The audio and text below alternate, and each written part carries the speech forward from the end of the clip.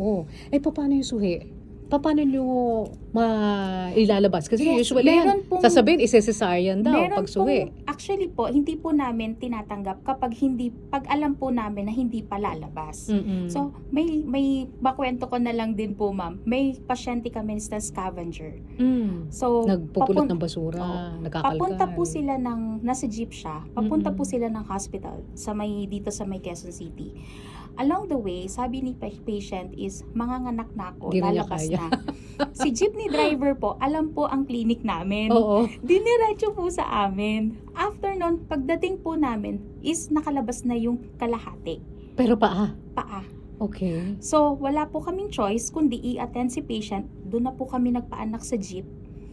Kasi wala na po kaming hindi na po Oo. namin siya pwedeng. So, nasa labas pa kayo ng Nasa clinic? labas po kami ng clinic. Oo. May maneuver po kasi kaming doon. At Ginagawa. itinuro, opo. Para Mm-mm. mailabas namin ng yung baby. Ano yun? Pero Parang naman po. tinitwist nyo parang bote.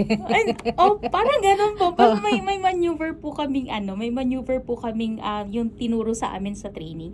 Mm-mm. Ayun, naman, sa awa ng Diyos naman po, ay nailabas naman po namin ng safe yung baby. Wow, nang hindi sinesarean yun Opo, na. opo. Oo. Pero Mm-mm. hinihiwaan nyo rin yung vagina ni mami. Depende po, ma'am. Depende po Mm-mm. sa pangangailangan. Kasi may pero as much as possible is hindi po. Kasi pag hiniwaan, source of infection, yung magkakaroon ng bleeding, Mm-mm. sa amin po as a midwife po is as long as hindi po kailangan. Talagang natural. Natural. Oo. Natural labor pain. May ginagawa ba kayo para palabasin siya? Hinihimas nyo ba yun siya? Sa amin po yung ginagawa po namin sa clinic is para to ease yung pain nila. Binaback massage namin sila. Mm-mm. Yung mga midwives namin, yun ang ginagawa. Kasi yun lang po yung maitutulong namin sa kanila eh. To ease the pain. Oo, to ease the pain talaga. Pero hindi nyo sila sinasaksakan ng mga pain relievers? Hindi po. Oo. Hindi po, tita. Kasi pag ganun po is mag-under OB-GYN po sila. Hindi po kami allowed sa Yes. midwifery, sa Oo. midwife po. Hindi po kami allowed magbigay ng ganun. Hindi kayo hindi Talagang kayo, natural way po talaga. Oo. Oo. So as much as possible, gagawin nyo ang lahat para mailabas si baby Yes, ng opo. natural. Yes. Pero paano malalaman kung hirap, hindi talaga mailabas? May mga po kami, may mga indications po kami, medical indications kung hindi po talaga kaya. Mm-mm. For example po, kung within 2 hours at kunyari nagpo-push na po kami at hindi talaga kayang ilabas, that's the time po na wala pang 1 hour or actually 1 hour, magde-decide na po kami na hindi talaga kaya. Mhm. So may mga medical indications kami na malalaman namin kung hindi po talaga kaya. So that's the time po na kailangan namin ng Dalhin partner. sa ospital. Yes, Oo. partner OB namin and then sa hospital po. Pero may OB-GYN kayo sa clinic Yes, nyo? ma'am. We Oo. have 5 OB-GYNs po. So, meron po kaming nagko-consult. Meron din po silang yung OB na nag-ultrasound din po. Mga perinatologist namin. Okay. So kailan lang pumapasok si midwife? Pumapasok po si midwife kapag ang pregnancy ni mami is normal. Mhm. So, for example, wala pong complications sa pagbubuntis niya, wala siyang hypertension, wala siyang diabetes, walang mga thyroid problems, pwede pong hawakan or pwede pong i-handle ni midwife. Oo. Pero may mga istorya kasi na nakalabas na raw yung ulo. Pagkatapos biglang nasakal doon sa vaginal canal ni mami. Anong gagawin nyo doon para mapabuka uli? May mga times po na tawag po namin doon ay nailabas si ulo, malaki po yung shoulder. Shoulder dystocia po yung tawag doon. Or minsan naman po, maraming nakapulupot na cord ni baby. So may maneuver din po kami na tinrain din po sa amin kung paano po namin gagawin yung mga cases na ganon. Ang po namin, ang focus namin, mailabas si baby. Oo.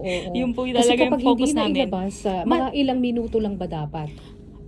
Dapat po within 1 to 2 minutes mailabas na namin yung Okay. lahat ng ni baby kasi po mawawala na po siya ng oxygen noon. Okay. Kahit nakakabit pa yung puso niya kay mami. Yes, opo. Kasi may ipit na po siya eh. May ipit po yung head ni baby. Okay. Oo. Pag nailabas yung may ipit yung para siyang masasakal po. Mm-mm. Yo. So, paano yun nga? Yung kung malaki yung shoulder, anong ginagawa nyo? Binabali nyo yung Actually shoulder? po, may times po, may experience po ako na kinailangan ko pong baliin yung shoulder ni baby. Okay. Kasi para po mailabas ko siya. Kasi Okay. hindi naman po namin siya pwedeng dalhin sa hospital na nandun pa yung head ni baby na alam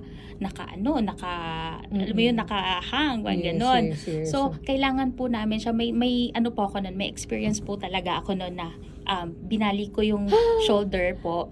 Yung, Tapos? ano naman po yun, ma'am? Newborn siya, so babalik ulit yun. Hindi siya magkakaroon ng fracture. Okay. Oo. Akala ko na pilay. Hindi naman po Kawawa pilay, naman. ma'am. Opo. Ang aga mong pinilay. Oo. So, So, kailangan may maneuver po kaming ginagawa sa shoulder ni baby Okay. para mailabas po namin siya. At bumabalik naman sa Yes, dati. opo. Oo. Mm-mm. Hindi siya nagiging Hindi po na- PWD hindi po, paglabas. hindi po. Oo. Mm-mm. Okay. So, paano yun kung kunyari nasa labas? Siyempre, environment marumi. Opo. Diba? Paano nyo napapanatiling safe and clean yung environment? Pag mga ganong case, ma'am, na for example, nanganak na sa jeep, nanganak na sa tricycle, so meron po kaming Kausapin mo nga yung ating mga tagapakinig.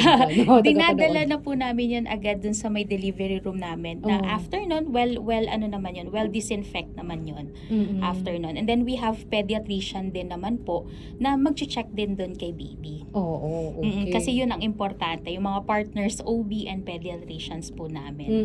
Pero ang iba nga, ang problema, merong infection kaagad na Opo. nangyayari kapag nilabas si baby. Kahit nasabihin natin na hindi naman hiniwaan si Mm-mm, mommy. mm-mm. Pero di ba ganon? May nangyayari? May nangyayari pong Oo. ganon, pero mostly po is under monitoring si baby na within 24 hours. Mm-mm. And then kapag may mga signs and symptoms of infection, then si pedia po is nagbibigay na po agad ng mga ng agarang Gamot. medications yan. Mm-mm. So, ang lying-in clinic ba, meron din mga incubators? Incubators po wala po. Hindi po okay. kami, ang mga lying-in clinics po is hindi po nag-accept ng kulang sa buwan. Mhm. So, below 35 weeks is hindi po pwede. 37 hanggang 42 weeks po. Yun po okay. yung normal natin na age of gestation ni baby. Oo. So, kaya ba sila nagkukumadro